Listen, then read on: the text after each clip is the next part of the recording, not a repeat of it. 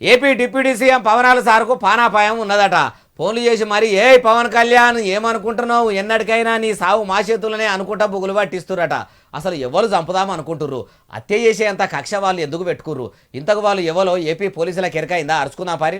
సినిమాల ఏషాలు వేసుకొని కురుస బట్టలు వేసుకున్న ఏషగత్తెలతోని ఆడిపాడినప్పుడు పవనాల సార్కు ఏ పానభయం లేకుండే. మీదికెళ్ళి పానమిచ్చేంత అభిమానులను సంపాదించుకునే. ఏమంట రాజకీయాల్లో ఎడమకాలు పెట్టిండో అప్పటి సంది చిరంజీవి చిన్నతమ్మునికి చిన్న గోసలు మోపైతున్నట్టు లేవు. సినిమాల కదా గుండెగాళ్ళు హీరోలకు ఫోన్లు చేసినట్టు ఏమనుకుంటున్నావు? నీ అంతలో నువ్వు ఉండక మా దందాలల్లా సెటిల్మెంట్లల్లా ఏళ్ళు కాళ్ళు పెడుతున్నావు. ఏంది కథ? అన్ని మూసుకొని ఉంటే మంచిది, అంతకంటే ఎక్కువ చేస్తే బిడ్డ డైలాగులు చెప్తారు చూడుర్రి.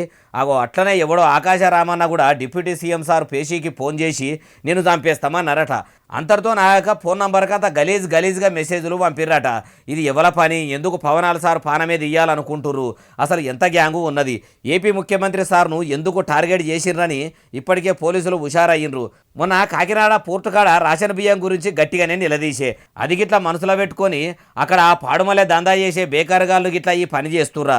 ఏంది ఏం కథ అని అట్లా కూడా ఇషారా చేస్తుర్రు. పోలీసు యంత్రాంగం అప్రమత్తంగా ఉన్నది కాబట్టి ఆ ఫోన్ చేసిన వాళ్ళు ఎవరో వాళ్ళు దొరకాలే కానీ వాళ్ళకు సర్కారు వారి లాంఛనాలతో చక్కగా మర్యాదలు చేసి మైలపోలు తీసి మంచిగానే మర్యాదలు చేసేటట్టుండ్రు అంటుర్రు ఈ ముచ్చటిన్నోళ్ళు.